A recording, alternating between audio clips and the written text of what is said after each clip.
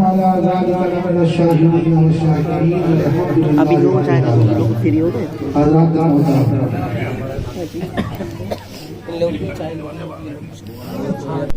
آپ ملانا تھا. سے پہلے آقا انعامدار محبوب تاجدار محبوب پروردگار دونوں عالم کے مالک مختار اللہ کے حبیب کائنات کے طبیب جناب احمد مصطفیٰ محمد صلی اللہ علیہ محمد عربی الفدا حضور صلی اللہ علیہ وسلم کی بارگاہ رسالت مآب میں جھوم جھوم کر والہانہ انداز میں درود پاک کا نذرانہ عقیدت پیش کریں. پڑھیں اللہم صلی علی سیدنا و مولانا و مرجانا و حوانا محمد عادل الجود والکرم منبع علم والعلم والحکم وعلی آلہ و اصحابہ و بارک وسلم. حضرات محترم، کافی وقت سے آپ حضرات اس پروگرام کو سماعت فرما رہے ہیں اور بڑے ہی خوبصورت انداز میں بڑے ہی پیارے پیارے کلام آپ مچل کچل کر اور تڑپ تڑپ کر سماعت فرما رہے ہیں. آئیے اب کچھ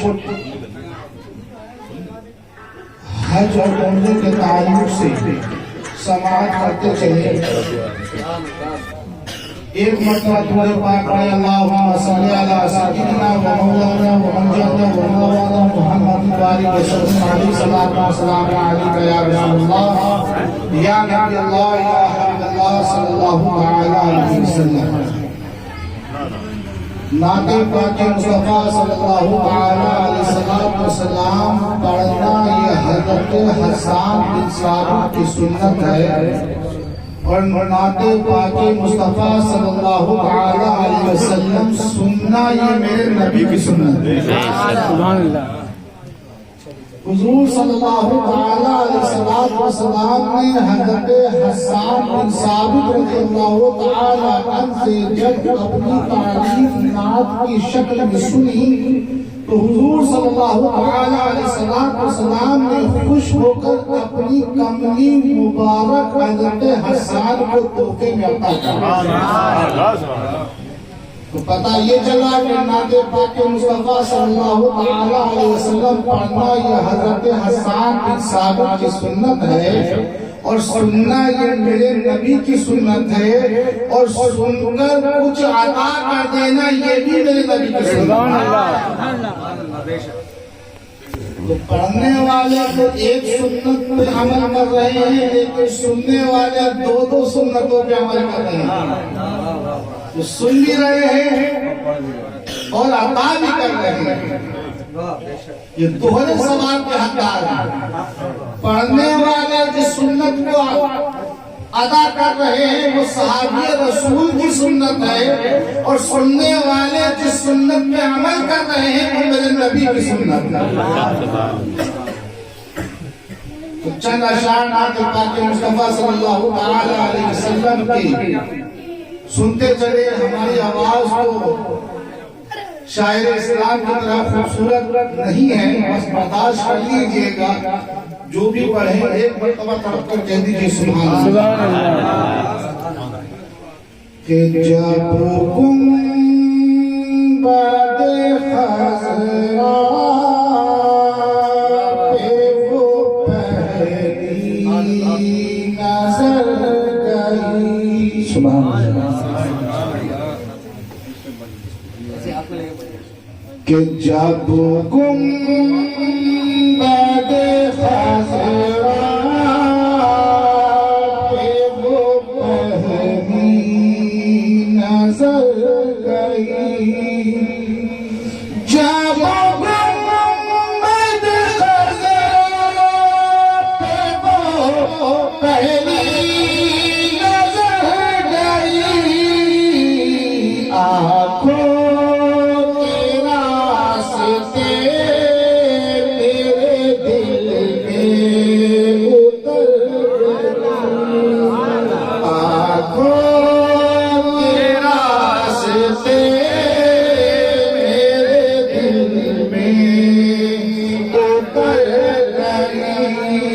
جب گنبد خضرا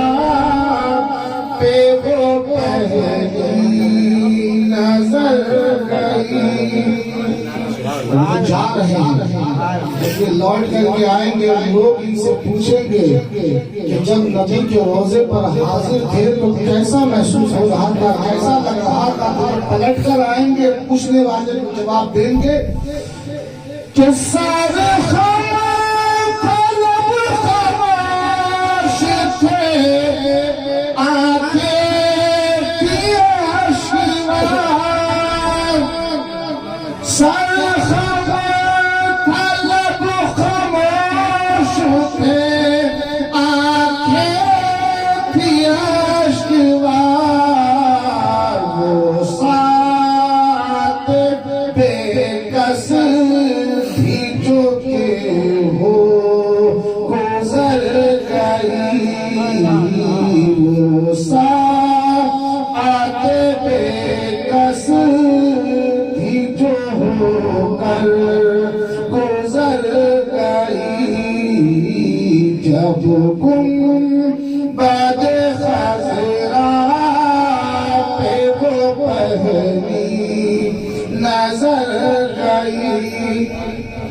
اور جب کوئی نبی کا عاشق نبی کے شہر سے واپس ہوتا ہے, لوٹ کر آتا ہے, تو اس پہ کیا گزرتی ہے.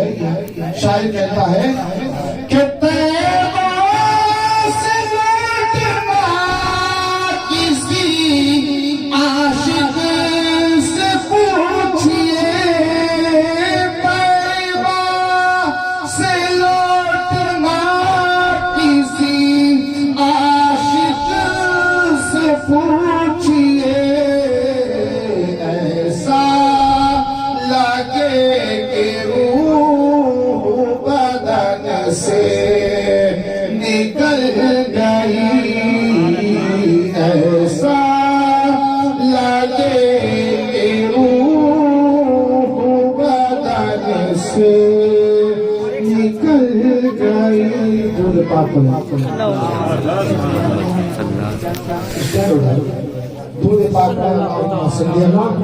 سیدنا و مولانا محمد علیہ الصلوۃ والسلام علیک یا رسول اللہ یا نبی اللہ یا حبیب اللہ صلی اللہ تعالی علیہ وسلم.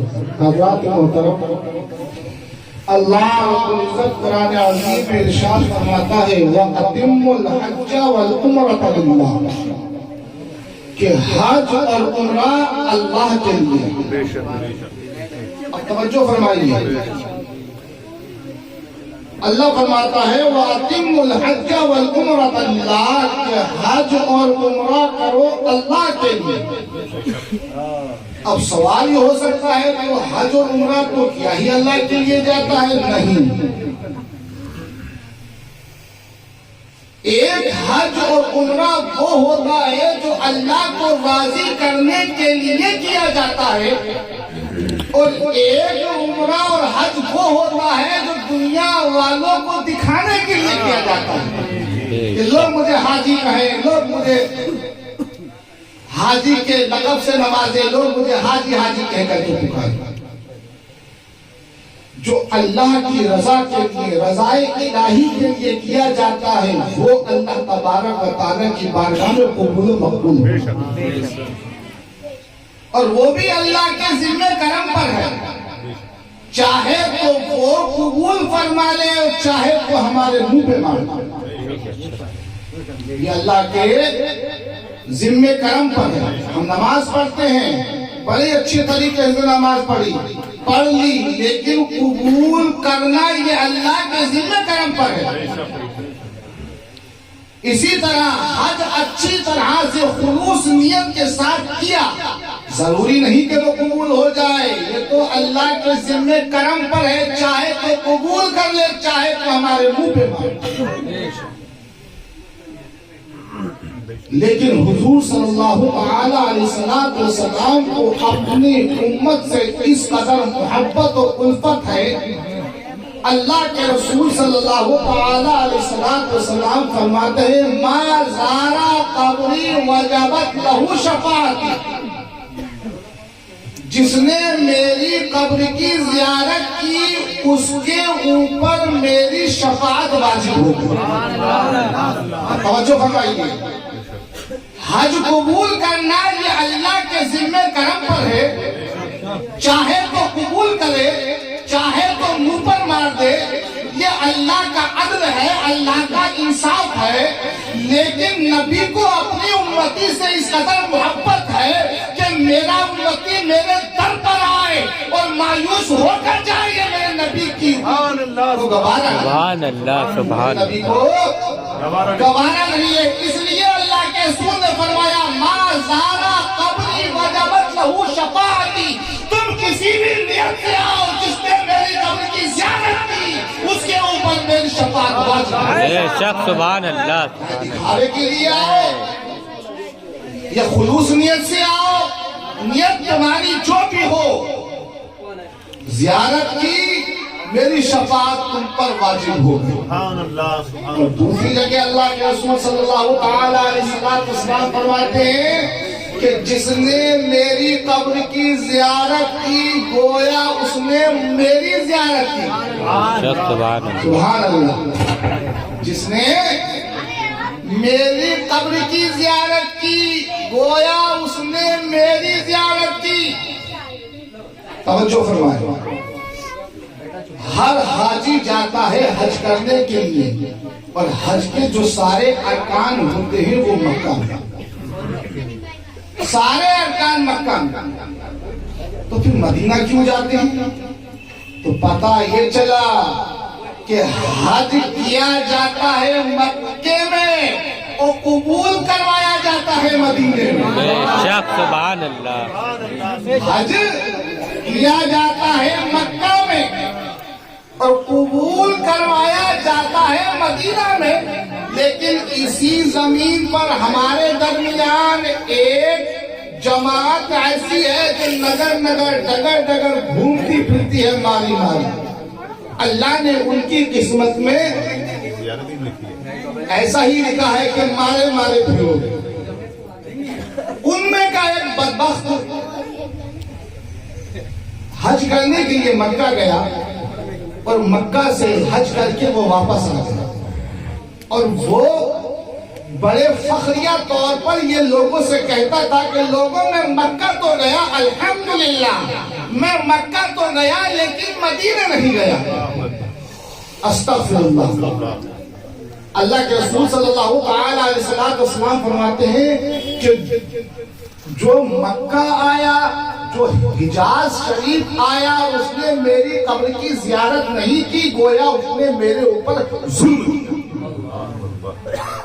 تو وہ فخریہ طور پر یہ کہتا تھا کہ دیکھو لوگوں میں مکہ تو گیا لیکن مدینہ نہیں گیا، میں مکہ تو گیا مدینہ نہیں گیا، لیکن الحمدللہ اعلیٰ حضرت کے غلاموں کا یہ عالم ہے کہ اعلیٰ حضرت کے جو غلام ہوتے ہیں ان کے پاس میں ہر بات کا جواب ہوتا ہے۔ بے شک، جواب بھی ایسا ہوتا ہے مدلل مفصل مکمل، کہ جواب بھی ایسا دیا جائے تو اللہ جواب کر دے۔ جب یہ بات صدر الشریعہ امجد علی اعظمی علیہ الرحمہ کے صاحبزادے علامہ بہاؤل مصطفیٰ صاحب کو لگی، جو جامعہ الرضا میں پڑھاتے ہیں، تو انہوں نے کہا کہ وہ گمبخت وہ نالائق یہ کہتا ہے کہ میں مکہ تو گیا مدینے نہیں گیا، وہ نبی پر ظلم کر کے آیا اور فخریہ طور پر کہتا ہے اس سے یہ کہہ دو کہ وہ دجال بڑا دجال ہے۔ کون سا دجال؟ جو قیامت کے قریب پیدا ہوگا۔ فرماتے ہیں کہ اللہ کے رسول صلی اللہ تعالی علیہ وسلم نے فرمایا ہے، حدیث پاک میں ہم نے پڑھا ہے اور ہم اپنے طلبہ کو پڑھاتے ہیں کہ قیامت کے قریب جب دجال پیدا ہوگا اور وہ ہوا سے زیادہ تیز پوری دنیا کا رش کرے گا، لیکن حجاز شریف کے اندر داخل نہیں ہوگا۔ مکہ اور مدینہ کی حدوں سے اندر داخل نہیں ہوگا۔ فرشتے اللہ تبارک و تعالیٰ کے حکم سے کھڑے ہوں گے جو اسے اندر داخل ہونے نہیں دیں گے۔ علامہ محمد مصطفیٰ صاحب فرماتے ہیں کہ اس شخص سے جا کر کہہ دو کہ وہ بڑا دجال ہے جو نہ مکہ میں گھسے گا نہ مدینہ میں گھسے گا، لیکن تو چھوٹا دجال ہے جب مکہ میں تو گھس گیا، مدینے میں میرے نبی نے پھر بھی گھسنے نہ دیا۔ سبحان اللہ سبحان اللہ۔ کیا اوقات، تیری کیا حیثیت جو تو یہ کہے کہ میں مدینہ نہیں گیا نہیں، تو یہ گھسنے نہیں دیا، تو بے شک دجال سبحان ہے، اللہ بے شک۔ سبحان اللہ۔ تو دجال ہے، وہ بڑا دجال ہے جو قیامت کے روز نہ مکہ کے اندر داخل ہوگا نہ مدینہ کے اندر داخل ہوگا، لیکن تو چھوٹا دجال ہے، تو مکہ میں تو داخل ہو گیا، لیکن میرے نبی نے تجھے مدینے میں پھر بھی گھسنے نہ دیا۔ لیکن سبحان اللہ، مبارکباد کے یہ مستحق ہیں۔ ایک تو یہ عمرے پر جا رہے ہیں اور وہ کہتے ہیں کہ سونے پہ سہاگا، یہ پہلے مدینہ شریف جا رہے ہیں۔ بے شک سبحان اللہ۔ پہلے کہاں جا رہے ہیں؟ پہلے مدینہ شریف جا رہے ہیں۔ پتہ یہ چلا کہ حضور صلی اللہ تعالی علیہ وسلم جس سے راضی ہوتے ہیں، جس پر نظر کرم کرتے ہیں، اس کو پہلے اپنے دربار میں بلا لیا کرتے بے شک سبحان اللہ۔ اسے اپنے دربار میں بلا لیا کرتے ہیں۔ درود پاک پڑھیں، اللہم صلی علی سیدنا مولانا محمد علیہ وسلم علیہ السلام علیکہ یا رسول اللہ یا نبی اللہ یا حبیب اللہ صلی اللہ تعالی علیہ وسلم۔ اور ایک بات یہ سماعت فرمائے کہ جب فتح مکہ ہوا، جس دن مکہ فتح ہوا اور حضور صلی اللہ تعالی علیہ وسلم نے حضرت بلال حبشی رضی اللہ تعالی عنہ کو پکارا اور کہا اے بلال اذان پڑھو، اور حضور صلی اللہ تعالی علیہ وسلم نے حضرت بلال کو کعبے کی چھت پہ کھڑا کر دیا۔ توجہ ہے، حضور صلی اللہ تعالی علیہ وسلم نے فتح مکہ والے دن حضرت بلال حبشی کو خانہ کعبہ کی چھت کے اوپر کھڑا کیا اور حضرت بلال حبشی سے فرمایا اے بلال اذان کہو، اذان پڑھو۔ توجہ فرمائیں، حکم تھا اذان پڑھنے کا۔ اب حضرت بلال حبشی کی عقیدت دیکھیے، محبت دیکھیے، الفت دیکھیے۔ عرض کرتے ہیں یا رسول اللہ، جب میں مکہ میں تھا تو خانہ کعبہ کی طرف منہ کر کے اذان پڑھا کرتا تھا، جب میں مدینہ میں تھا تو خانہ کعبہ کی طرف منہ کر کے اذان پڑھا کرتا تھا، میں کہیں بھی ہوتا تھا، اذان کا وقت ہوتا تھا، میں خانہ کعبہ کی طرف منہ کر کے اذان پڑھا کرتا تھا۔ یا رسول اللہ، آج تو آپ نے مجھے کعبے کے اوپر کھڑا کر دیا، اب میں کس طرف منہ کر کے اذان پڑھوں؟ اللہ کے رسول صلی اللہ تعالی علیہ وسلم فرماتے ہیں اے بلال سنو، تم مکہ میں تھے کعبے کی طرف منہ کر کے اذان پڑھتے تھے، مدینہ میں تھے کعبے کی طرف منہ کر کے اذان پڑھتے تھے، تم سفر میں ہوتے تھے کعبے کی طرف منہ کر کے اذان پڑھتے تھے، تم جنگ کے میدان میں ہوتے تھے کعبے کی طرف منہ کر کے اذان پڑھتے تھے، آج تم کعبے کی چھت پہ کھڑے ہو، اے بلال آج تم کعبے کی طرف نہیں، تم میری طرف منہ کر کے اذان پڑھو۔ کیوں؟ کیونکہ اللہ تبارک و تعالیٰ نے کعبے کو دنیا والوں کے لیے کعبہ بنایا ہے اور مجھے اللہ نے کعبے کا بھی کعبہ بنا کر سبحان اللہ سبحان اللہ سبحان اللہ۔ کعبے کا بھی کعبہ بنا کر کے بھیجا ہے، اے بلال آج تم میری طرف منہ کر کے اذان پڑھو۔ تو سبحان اللہ، لوگ جاتے ہیں عمرہ کرنے، حج کرنے، وہ کعبے کی زیارت پہلے کرتے ہیں، یہ ان کی خوش قسمتی ہے کہ یہ پہلے کعبے کی زیارت کرنے جا رہے ہیں۔ بے شک اعلیٰ حضرت فرماتے ہیں حاجیو آؤ شہنشاہ کا روزہ دیکھو، کعبہ تو دیکھ چکے، کعبے کا کعبہ دیکھو، آب زمزم تو پیا، خوب بجھائی پیاسے، آؤ جود و شہ کو سر کبھی دریا دیکھو، اور خوب آنکھوں سے لگایا ہے غلاف کعبہ، خوب آنکھوں سے لگایا ہے غلاف کعبہ، قصر محبوب کے پردے کبھی جلوہ دیکھو، سبحان اللہ۔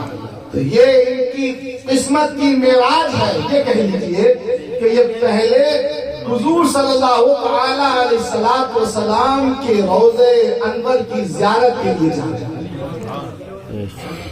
اور حضور صلی اللہ تعالی علیہ وسلم کی قبر کی جس نے زیارت کی، مازار قبری وجبت لہ شفاعتی، جس نے میری قبر کی زیارت کی اس کے اوپر میری شفاعت واجب ہو گئی۔ تو کوئی بھی کسی کا حق مار سکتا ہے، لیکن نبی کسی کا حق نہیں مار سکتا۔ نبی تو حق دلوانے والے ہیں، نبی تو حق دلوانے والے ہیں، مارنے والے نہیں ہیں۔ درود پاک پڑھیں، اللہم صلی علی سیدنا مولانا محمد بارک وسلم علیہ، صلاۃ و سلام علیک یا رسول اللہ یا نبی اللہ یا حبیب اللہ صلی اللہ تعالی علیہ وسلم۔ جس وقت حضور علیہ السلام نے مدینہ المنورہ کی طرف ہجرت کی، کافروں نے جب حضور صلی اللہ تعالی علیہ وسلم ان کو شہید کرنے کا عزم مصمم کر دیا، پختہ ارادہ کر دیا تھا کہ آج ہم محمد کو نعوذ باللہ شہید کر دیں، تو حضور صلی اللہ تعالی علیہ وسلم کو اللہ کا پیغام آیا کہ اے میرے رسول، اے میرے نبی، اے میرے پیغمبر، اے میرے حبیب، آپ تم مکہ کو چھوڑ کر مدینے کی طرف ہجرت کریں۔ حضور صلی اللہ تعالی علیہ وسلم نے حضرت علی کو بلایا، اور بلانے کے بعد جس کی جو امانتیں تھیں وہ علی کے سپرد کی، اور کہا کہ اے علی، یہ جس کی امانتیں ہیں صبح کو ان کی امانتیں ان کو لوٹانا، اور لوٹانے کے بعد تم بھی مدینے کو ہجرت کر کے آ جاؤ۔ کہنے کا مطلب اور مقصد یہ ہے کہ دشمنوں نے گھیراؤ کر دیا ہے، جان پر بنائی ہے، ایسے عالم میں بھی حضور صلی اللہ تعالی علیہ وسلم حق والے کا حق ادا کر رہے ہیں، حق والے کا حق ادا کر رہے ہیں۔ تو قیامت کے دن نبی نے جو ہم سے وعدہ کیا ہے، مازار قبری وجبت لہ شفاعتی، کہ جس نے میری قبر کی زیارت کی اس کے اوپر میری شفاعت واجب ہو گئی، تو نبی کی قبر کی زیارت کرنے والے پر نبی کی شفاعت واجب، اور اس کی شفاعت کرنا یہ اس کا حق، تو قیامت کے دن نبی اس کا وہ حق بھی لوٹائے۔ اللہ تبارک و تعالیٰ وہ دن ہمیں بھی دکھائے، آپ کے بھی نصیب میں وہ ساعتیں لکھے کہ ہم اپنی ماتھے کی نگاہوں سے حضور صلی اللہ تعالی علیہ وسلم کے روضے انور کی زیارت کریں۔ درود پاک پڑھیں، اللہم صلی علی سیدنا مولانا محمد بارک وسلم علیہ، صلاۃ و سلام علیک یا رسول اللہ یا نبی اللہ یا حبیب اللہ صلی اللہ تعالی علیہ وسلم۔ نعت پاک کے چند اشعار اور سماعت فرما لیجیے، ایک مرتبہ پڑھ لیجیے درود پاک، اللہم صلی علی سیدنا مولانا محمد بارک وسلم علیہ، صلاۃ و سلام علیک یا رسول اللہ یا نبی اللہ یا حبیب اللہ صلی اللہ تعالی علیہ وسلم۔ میرے آنے سے قبل پروگرام شروع ہو چکا تھا، اور مجھے معلوم نہیں کہ اس میں اعلیٰ حضرت رضی اللہ تعالی عنہ کے کلام کو پڑھا گیا یا نہیں پڑھا گیا، اس لیے کہ جس بزم میں اعلیٰ حضرت کا کلام نہ ہو وہ بزم ایسی ہے جیسے بلا نمک کے کھانا۔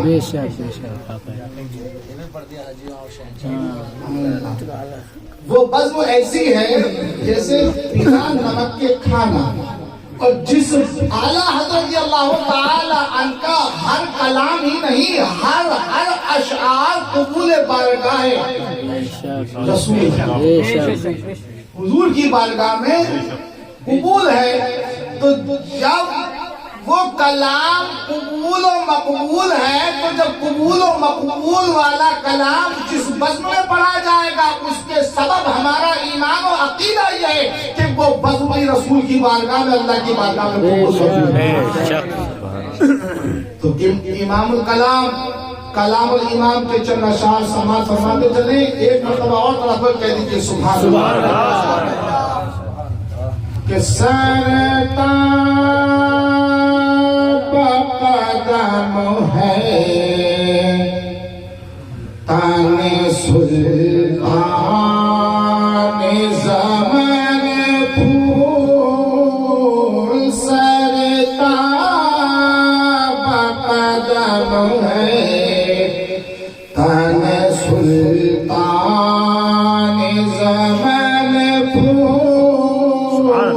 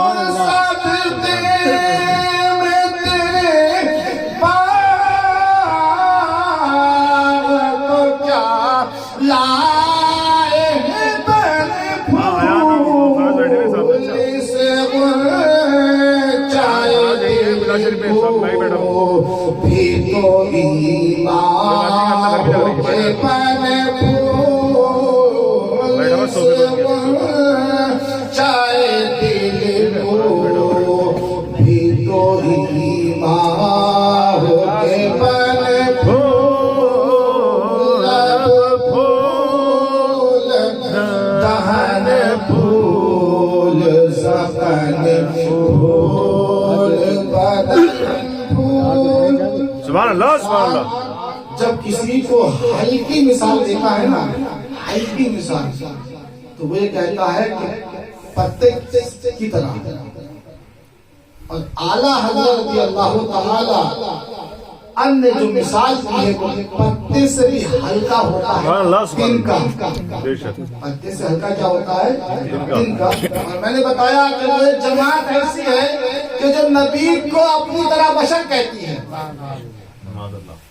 اعلیٰ حضرت اللہ تعالی عنہ نے ان کو اس اشعار سے اپنی مثال دے کر ان کی اوقات بتائی۔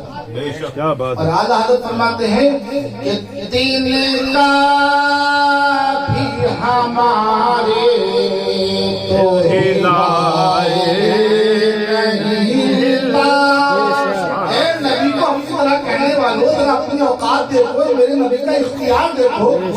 اعلیٰ حضرت اپنی مثال دے کر ان کی اوقات بتا رہے ہیں، فرما رہے ہیں کہ تین کا بھی ہمارے تو ہلائے نہیں ہلتا، تین کا بھی ہمارے تو ہلائے نہیں ہلتا، تین کا بھی ہمارے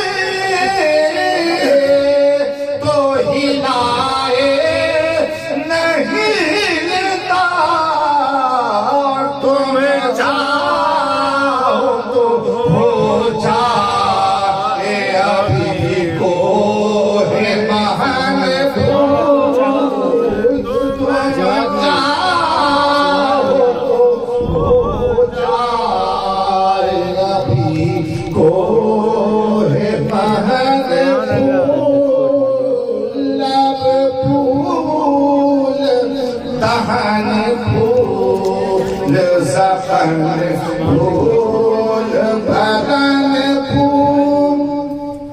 اور واللہ جو مل جائے میرے گل کا پسینہ. اعلیٰ حضرت نے اشعار کو بہت لکھے لیکن چند اشعار ایسے ہیں جن پر اعلیٰ حضرت نے اللہ کی قسم اٹھائی. تو زندہ ہے اللہ، تو زندہ ہے جواب نہیں. میرے چشم عالم سے چھپ جانے والے.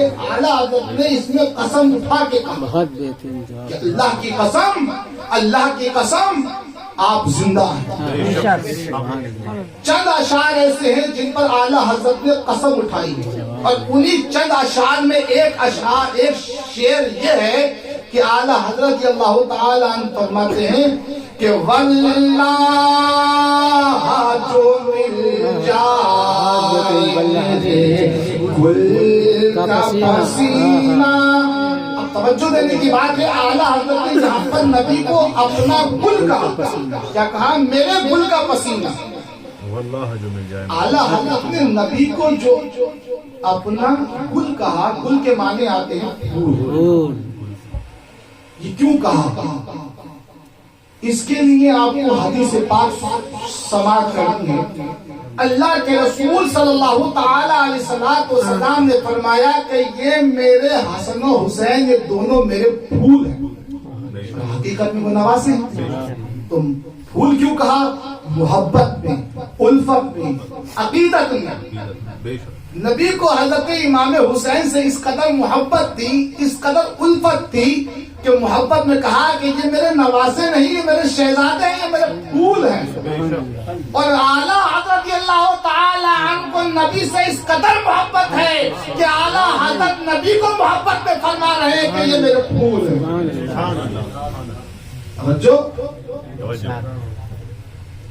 حضور صلی اللہ تعالی علیہ وسلم کے زمانے نبوت میں ایک صحابی رسول نبی کی بارگاہ میں آئے اور آنے کے بعد میں عرض کی یا رسول اللہ میری بیٹی کی شادی ہے اور میرے پاس میں اتنا مال و زر نہیں کہ میں خوشبو خرید کر اسے لگا سکوں.